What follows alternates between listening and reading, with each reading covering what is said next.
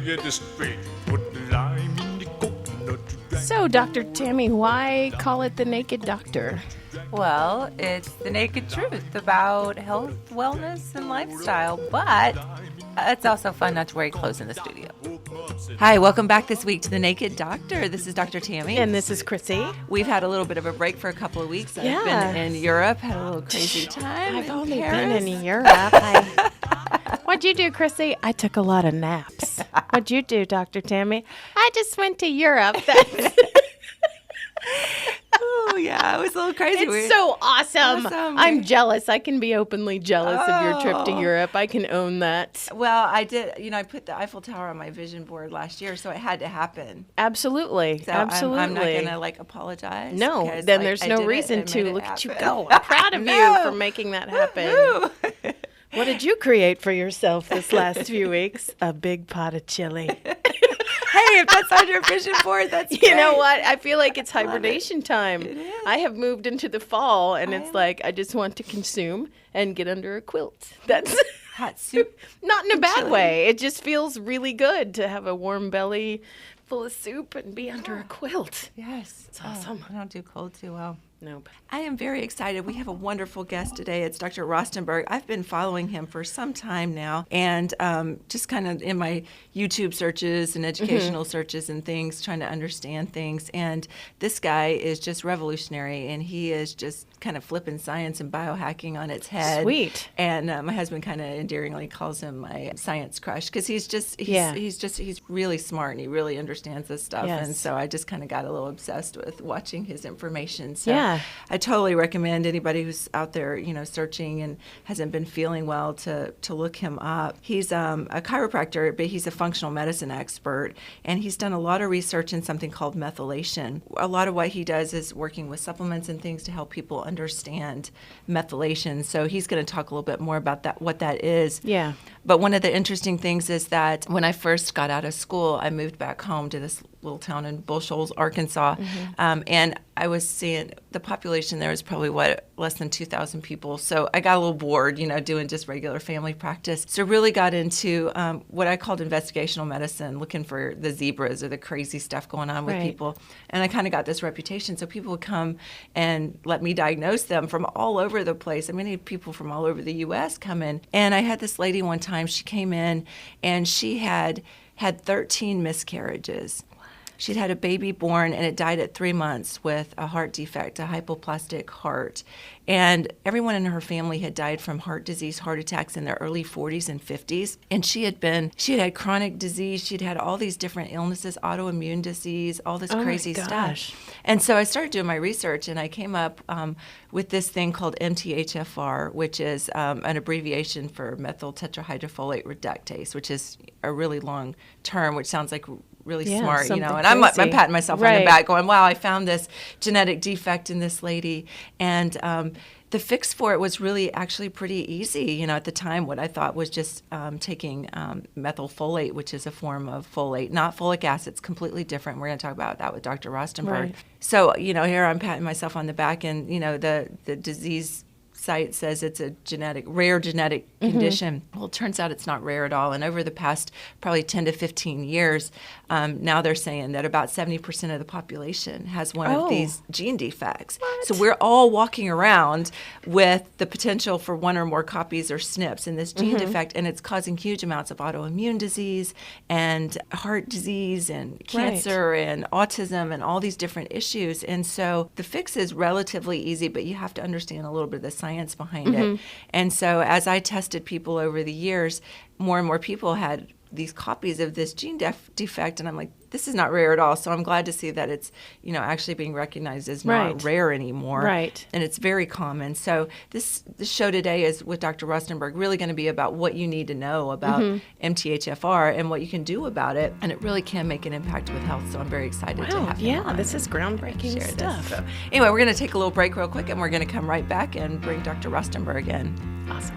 Doctor, my eyes have seen the years and the slow parade of fears without crying. Now I want to understand.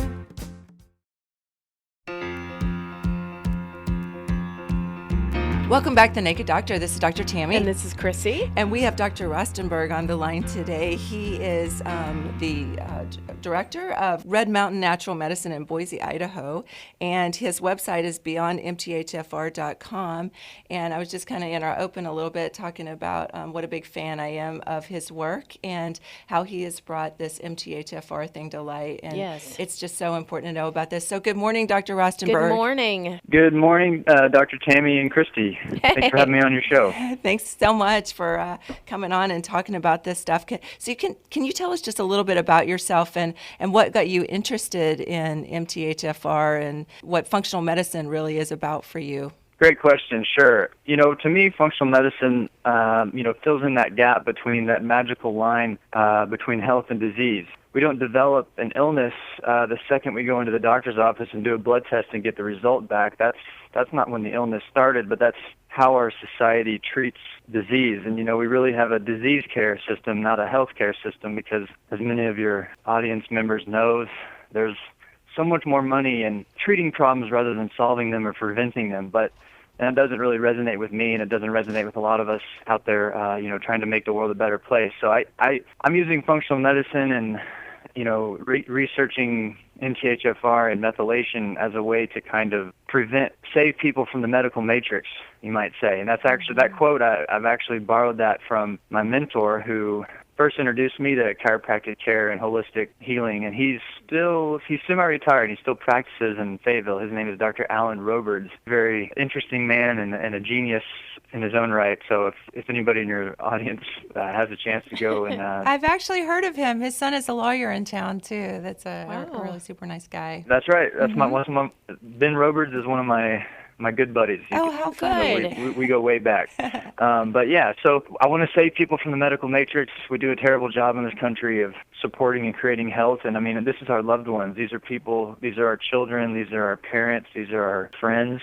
And, it's not just painful for people to be sick. It's also expensive, and it drains the family estate. There's just so many things so many negative consequences that come from ill health that's just so rewarding to be working on trying to prevent that. And that's what gets me going. That's the juice that gets me going. So I so resonate with that. As a medical doctor, I've completely gotten out of the game. The pharmaceutical companies don't come visit me anymore. I use complete supplements to treat and natural hormone therapy, and everything I've learned outside the box has been from chiropractors. So I have great respect and admiration, and my mentors now are pretty much anyone who comes out of that functional medicine stream. So I so appreciate you and the work that you're doing. And absolutely. And for us those of us forward. that we have need been more doctors with that attitude is a great thing. And I don't want to live in a world, Dr. Tammy, without medication. I think that would be foolish, but I think using medication instead of fixing the underlying problem that's I'm not the first person to point that out, but that is kind of that's the vibe we're all working on, right? Yeah, absolutely. I was talking a little bit in the intro about MTHFR, and when I first found it, as a practitioner, I had never heard of it. They didn't talk about it in medical school, and I thought I was like patting myself on the back because I thought I'd found this zebra and diagnosed this woman and gave her methylfolate, and her problems went away, and she started seeing the genetics division here at through Little Rock, and so they were like, wow, this doctor found this, and this was probably about 12 years ago, and now it's not a rare thing at all, and it's really getting a lot more press and media as something that's actually modifiable. So I'm really excited about that, and I'm hoping you can kind of break that down into kind of lay language, what it is and why people need to know about it. I don't think I did too good a job of that in the intro, but definitely has some aspects in every it kind of has tentacles into just about all the disease processes that we deal with today that we're treating with all these expensive drugs and medications and just not getting any better. Yeah, great points, Dr. Tammy. And I'm not the world's expert on anything, but I might be one of the most passionate researchers in the world. I would accept that, but I'm not the world's expert on anything. I'm reading the scientific literature, and I really think our job as doctors is to interpret that for average people, because there's 23 million published studies in PubMed there's 23 million studies. And if we can't figure out from 23 million studies how to create wellness and solve these problems we're dealing with, we should just quit because, I was saying that a little tongue-in-cheek, but obviously the information is there. Yeah. There's tons of data that's available for us to get our hands on, and it just takes a little bit of time, a consistent effort on a daily routine to look into that research and to interpret it, make sense of it. And that's a big passion of mine, is to kind of take something that's obtuse and written in a strange language and say, here's what we need to do. And the problem is and if I we think don't, the pharmaceutical companies are going to mine the information that they want in their takeaway in their own agendas. So it's an obligation for us to do our part to mine the information that people need to know. Absolutely. Yeah. I learned so much from research, and there's a lot of PhDs and scientists and doctors pouring their heart into their research, and they're coming up with some really good things. It's not getting applied into practice very, very quickly. So as you mentioned, MTHFR, and a lot of your audience is aware that's the most common genetic methylation aspect we look at. But I always like to preface my discussions on genetics by reminding everyone that our genes are our tendency, but they're not our destiny.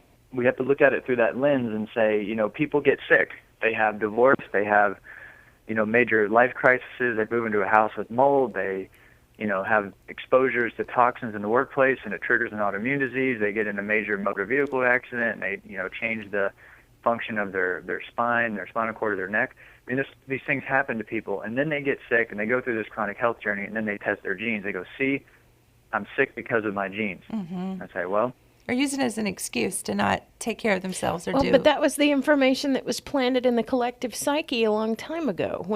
Because as a consumer, and as a patient and a lay person, you tend to fixate on those trigger words that the media uses when they're reporting on this, and they're dumbing it down. I'm using air quotes here. They're dumbing it down for the average person. So they're like, okay, well, we've determined that genes basically tell you how you're going to be. And if your genes are a certain way, that's how you're going to be. If your parents were fat, you're going to be fat. If your parents were sick, you're going to be sick. So that's great. So then you go about your life thinking, that's it. It's already written in stone. It's like a predestination. There's nothing I can do. I might as well eat this donut.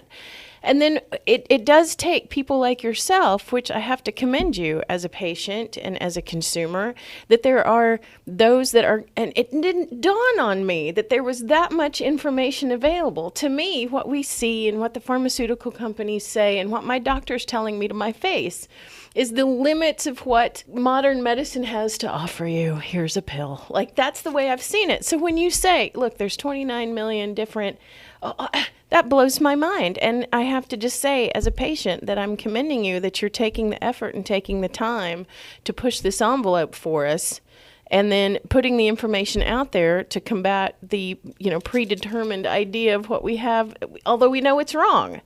There's just, for those of us that are consumers, we don't see another option. And it takes people like you to chart that path for us. So thank you very much. I appreciate what you're doing. I appreciate those kind words, Christy. I appreciate that a lot. I think that, what you're really kind of touching on, so another quote from I'm going to plug Dr. Roberts twice because he has a big influence on me. Good for him. But he said that if you hear the lie long enough, eventually you'll believe it. Right. So that's the essence of advertising. It doesn't matter if cigarettes will kill you or if, the politicians say one thing and do another. As long as they spend enough money to tell you the same thing over and over again, you will believe it. Yeah. I mean, a large percentage of people, it will begin to have that effect. That's the nature of the beast, is that, we're outgunned, we don't have the money, we don't have the propaganda machine, but we have the truth. And, the truth has a certain quality that's lasting, I think. And really, not to get too, like, we're righteous and they're wrong. I mean, we're all in this together. I think I have that point of view, but I really want to make what I want to do, the way I can subvert the dominant paradigm, if you will, quote unquote, and kind of give a big middle finger to the way things are and say we can do so much better, is make it easy for patients to find information that explains why they're sick and how to fix it, just like finding a plumber or do it yourself. Absolutely. Well, the problem is they're going to the doctor and they're not feeling better. If they were going and that pharmaceutical drug that they gave them actually cured them or made them better, I'd be like, yeah, why change we're it not if it's having not this broken? conversation. But they're going Yeah. and they're not feeling better, and they're seeking out doctors like us because it's like all the time here, you're my last resort, and I've heard you can help where other people can't. And so I would like to make us the first resort and make medications and pharmaceuticals and all that just antibiotics when you need them, pain pills, when you have a car wreck, but really healing disease from the process that caused it makes the most Truly. sense. And thinking back to our physiology education, did we? I wasn't. Maybe you were aware of this. I wasn't aware of it. That I was studied any disease that said this is a result of a drug deficiency. Right, and headaches and aspirin deficiency. Yeah. So That makes a lot of sense. well, it's nice to be among friends, and I can see people with this instinct that want to make the world a better place are attracted to methylation and epigenetics. I think because it gives us leverage in practice. Mm-hmm. I first got into looking at methylation because I'm just a big nerd anyway. But I always like to know how things work, so I've always kind of had that technical point of view on things. But we did X-rays in chiropractic college, of course, to start to learn about the proper shape and alignment of the architecture of the body and the spine and what's normal and what's not normal. And they started, we were shown all these what are called normal variants. I'm like, well, is it normal or is it a variant? Can we make our mind up on this? Well, it's just really common, so they call it a normal variant. And I always like to point out to your listeners, and whenever I'm speaking, that what we call common is not normal necessarily, right? Those are two different things. Normal is sort of optimum physiology, homeostasis. Common just means it happens a lot. So, leaky gut is common, but it's not normal. Right. True story. Totally. Totally. That's a great example. And so, we found there's differences in our symmetry in our spine. So, some people are born with spina bifida occulta. And some babies, of course, one of the reasons they originally fortified our processed food was to prevent spina bifida, and putting in vitamins, methylation support, although it wasn't the right form of it per se, the folic acid and cobalamin, and putting those vitamins back in our food prevented birth defects. So there are many people walking around alive today, younger people, who wouldn't have been here if we didn't fortify our food. And so I started to see this connection between, spine problems like spina bifida, vitamins. Okay, I'm a chiropractor, at least when, from my educational point of view, that's where I started the process from a physical point of view. And I was in some functional medicine training in school, and someone brought up the idea of methylation. They said, look, you can, children born with Down syndrome have an extra chromosome. They also have they have changes to the symmetry of their body as well. They have an extra crease in their hand, the simian fold. They have the epicanthal fold by their face. And so I started to see it. That's what got my attention. It's like, okay, so now we can look at someone with our eyes, and if we have this knowledge base that we're working with in our head, we can begin to put the story together.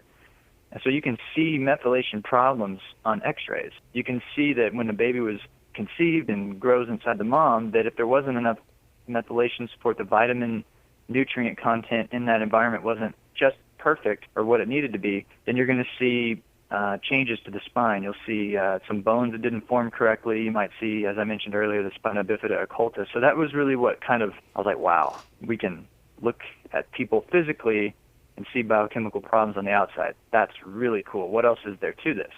And just for our listeners, can you describe a little bit what methylation is? The answer is not simple, but I'm going to do my what I like to describe methylation as is for your listeners to think about an economy. This is something that most people understand. So if Atlanta, Georgia has its banks open on Monday and people can go and they can use their debit card, they can go and access cash, that economy is going to buzz. People are going to get gas, they're going to buy breakfast, they're going to go out to lunch, they're going to pay their bills. That economy in Atlanta, Georgia, for example, is going to work great. So we can say that methylation is kind of like the economy of our body, of our cells. Each person in Atlanta is like a cell, and the city of Atlanta is like a tissue, an organ, or a body. Okay, if we don't have enough methylation support, if our body cannot produce these methylation molecules fast enough, it's like Atlanta, Georgia opening up on a Monday morning and the banks are closed, or they say you can only pull out 10% of your money today. Well, that's going to really harm the economy. It's not, everybody's not going to die because of that. It's not going to be we're not going to lose lives because of this. It's just that it's going to have a negative effect on the economy of that city.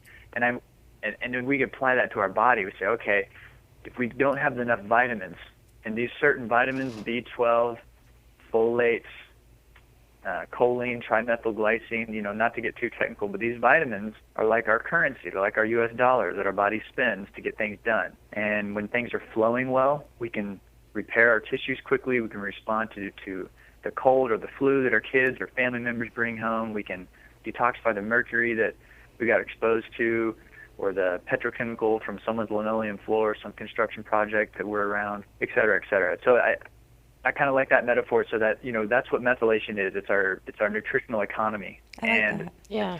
it's so deep in our body that if it's correct, so many good things happen. But if it's not in balance, so many things slow down.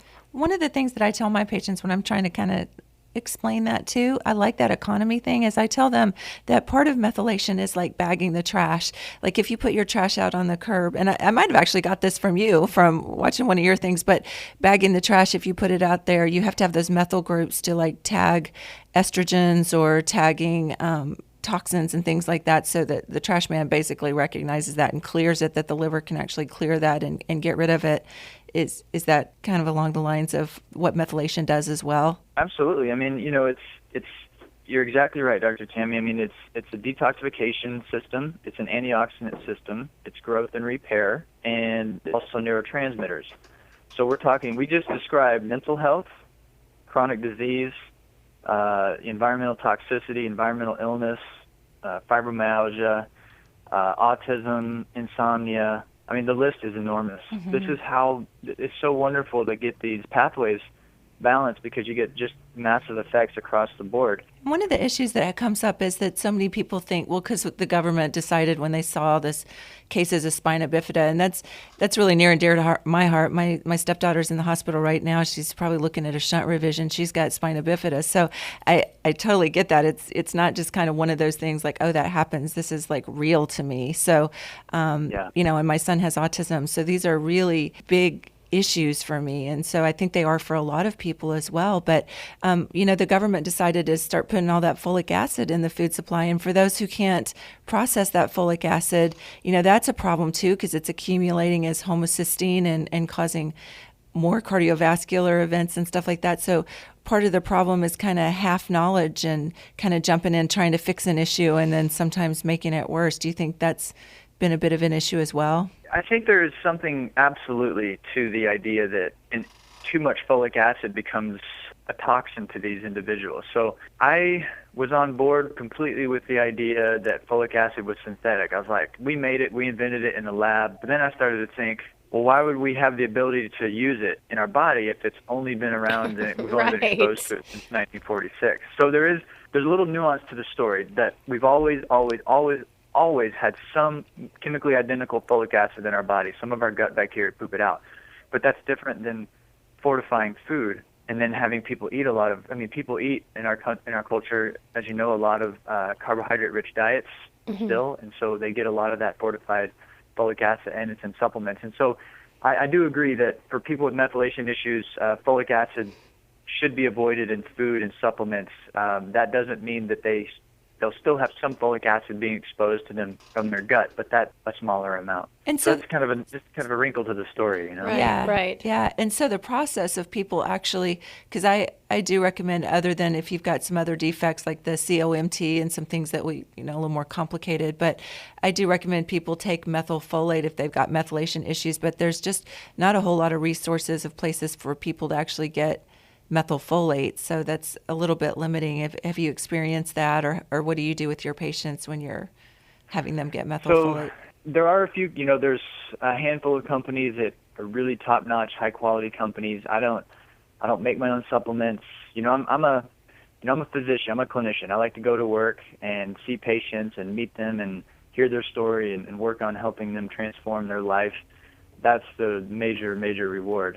But as part of that process, we use a lot of nutrients to supplement their diet, correct their diet, We change their diet all the time. We take them off of allergic foods. We're always looking at autoimmune reactions and making sure that their digestive system's working well. But when people are sick, you can't, if your house has been on fire and the medical complex comes around and, fire extinguishes your fire, which they're pretty good at, they just send you home and you're left with charred walls and like doors that don't close and leaks in the roof. And that's when people kind of walk into our offices, right? They're sort of not at that death's door, but they're in that gray area, that large gray area between optimum wellness and really being sick. And hey, so, Dr. Rostenberg, they're saying it's time for a break for us, so I'm going to take a little break, and let's come back to talk about what happens when they have all those charred doors and they're all broken down and what to fix at that point. So we'll take a little break here for just a second, and then we'll come right back and finish up with that thought. Cool.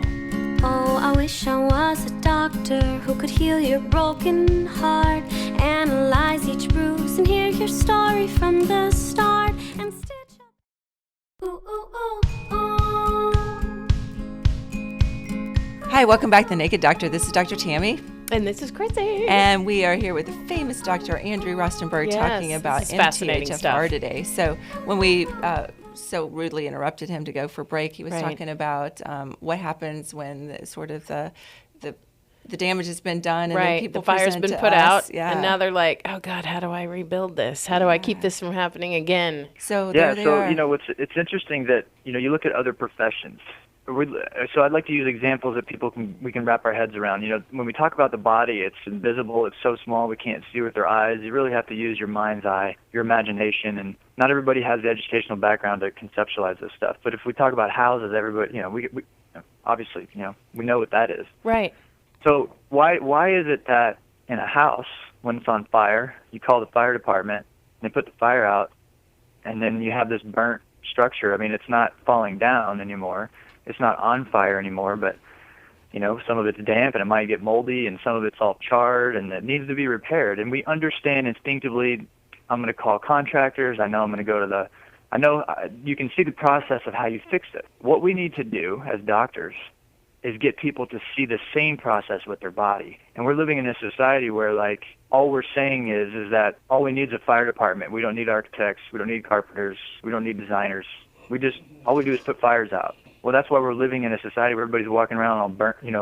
We're like a bunch of charred houses and falling into disrepair, wondering why, at 48 years old, we got to be on 3 drugs, and at 59 years old, you're on 13, and that's just normal par for the course. Yes, it's the pretending that it's normal that's so ridiculous. People are accessing the internet, and yes. For all the negative skullduggery going on out there, thank God we still have the internet, and it's growing, and it's hopefully growing so fast, so quickly that they just can't shut it down. And I think if they could shut it down, they already would. So I think, we just use it. Just wake up and make the most out of every day and educate yourself. And I just want to, that's really what I think we're in the business of, is teaching patients and empowering them. And once they understand why, whether they come see me and spend their wellness dollars with me or whether they do it someone else in town, that's not the big question.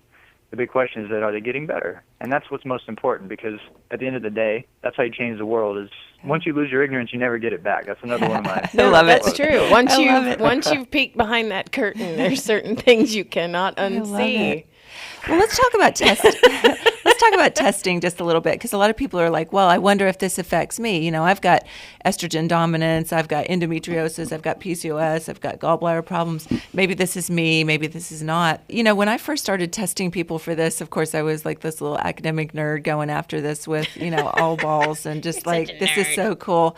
I just want to change the world, save the world. And so MTHFR testing, this genetic testing, was pretty expensive when it first started out, like about $1,500. The insurance companies were rejecting all these claims, not wanting to pay for it, and everybody was coming back positive. So I'm like, but they were like, well, we can't pay it retro for something you suspected. It's like, this is crazy. So now actually I've got Quest down, one of our labs, to doing the test for about $30. But even that, it's still academic, because like most people have, at least Caucasian people, up to, I think they've quoted 70% of the population has one or more of these, SNPs or, genetic defects, the A129C or whatever. And so I kind of think if you've got disease, why not just treat it? And, I know that's kind of one of the premises that you probably work with too, but what do you think about actually getting tested and, confirming that you have the genetic defect so that you can, when the body gets stressed, I know that it's not about the genes, but about when the body gets stressed or gets disease processed and how you can affect that. And then I also noticed you've got some stuff on your website about the organic acid testing. And what do you think of the importance of testing basically for this? Yeah, those are really great questions, Dr. Tammy. And I love the idea philosophically, and I try to practice this way, that the more you know, the less you need. And I believe that, as we discussed earlier, you can, once you know what to look for on the person's face, you hear that they were born with, they had the foramen ovale open in their heart when they were born, and it took 3 months for it to close and mature. Again, midline defects, defects during gestation, family history of depression, family history of cancer, family history of heart disease, strokes. These are very common concerns, and these are all methylation related. So I would say that for testing purposes, it's not for everybody. There is no perfect test, number one. And number two, for some people, more information isn't better.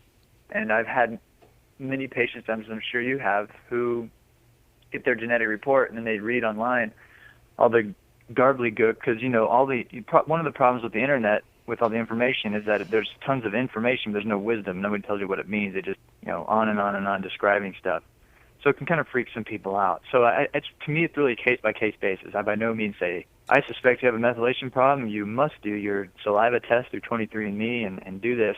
I say, do you want to know more about your genes and your background, learn a little bit about your ancestry, and really have some more in-depth tools to look at these pathways? And if some people are like, no, I don't want to, that doesn't stop me from being able to help them. But in the more complex cases, it is nice to have that data. But I think what we're also kind of touching on is that as people get into looking at genetics, and especially doctors, they immediately start to treat genes, and they start to treat the gene, and then they realize, well, that's not how you do it. You treat the person. Mm-hmm. Right. You the treat genes their have been here for their a leaky long gut, time, and they've been triggered by some environmental stress. And so there's two different unique people that come into my office. There's the person who tried methylfolate, another doctor gave them methylfolate 5 milligrams, and they got better and they feel great. Or we recommended, based on their symptoms, that they get on some like Metagenics products. You asked earlier where's a good source of methylfolate. Metagenics is a great company. I love Metagenics. Yeah. Ton of respect for them. They do a great job, but they have a lot of product. They've got dozens of products with methylfolate in them. So there's people who react well to methyl groups, and there's people who react poorly. They get more anxiety, more pain, more insomnia, more mania, almost pushes them into a psychosis.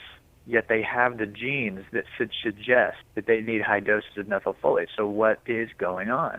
And we've refined this idea, and I'm next year hopefully going to be able to put this seminar together and teach doctors these ideas. But there's phenotypes. There's a high catecholamine, high dopamine type of person and a low dopamine type of person, and we have our tendencies. I was playing tennis as a kid. I was always angry playing soccer and playing tennis because I had really low dopamine. So I'd throw my racket around, I get all upset.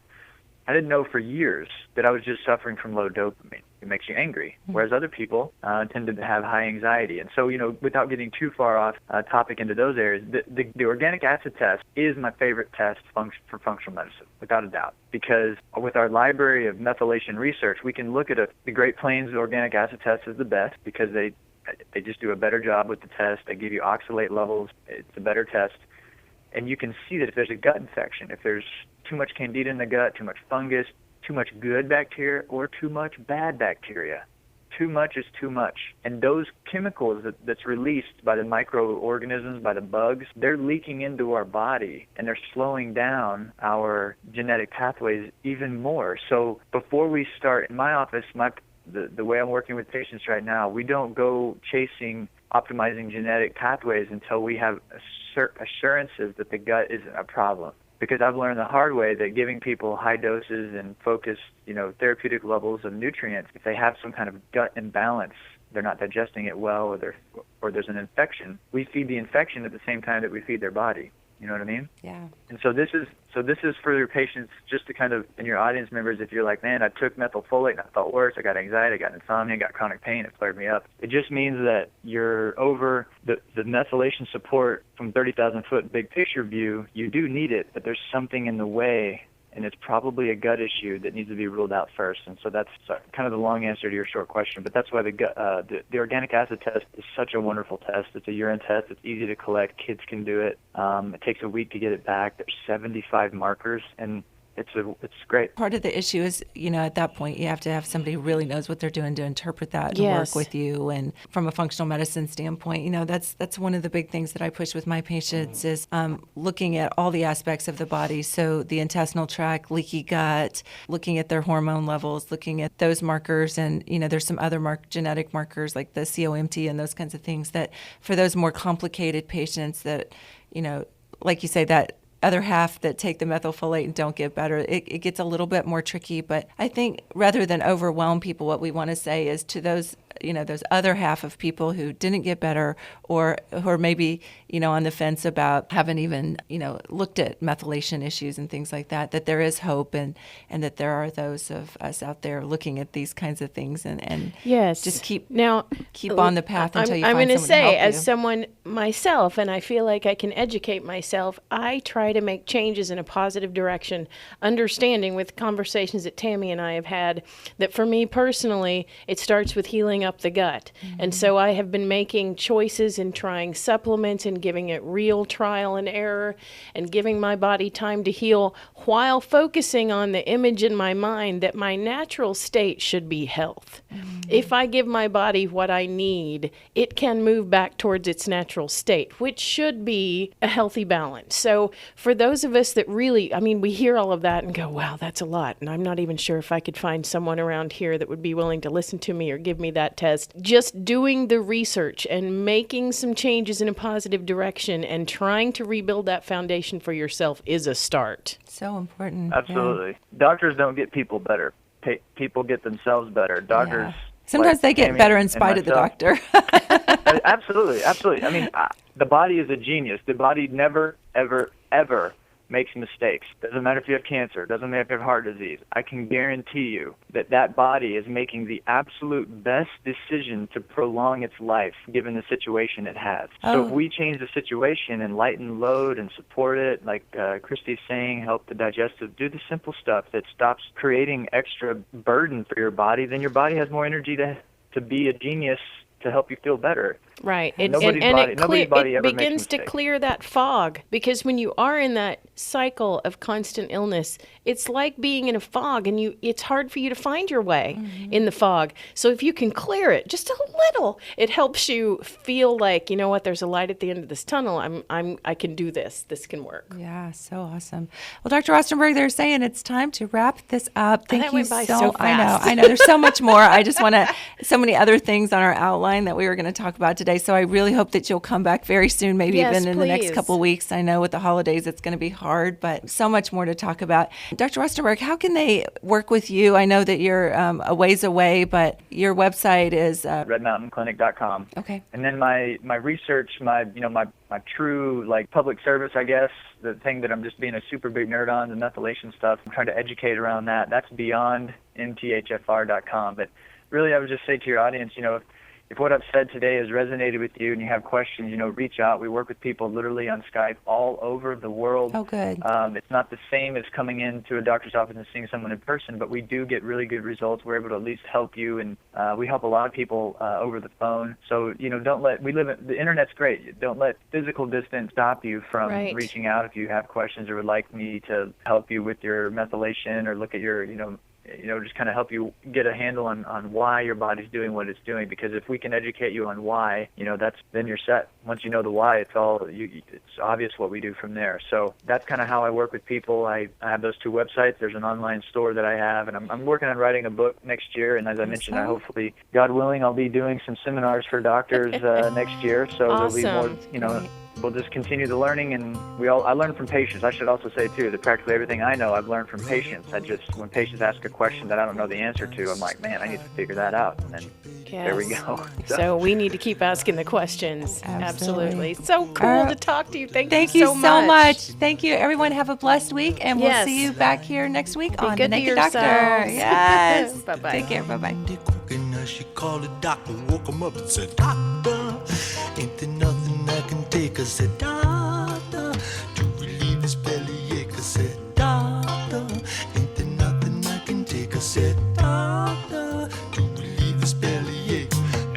get this straight. What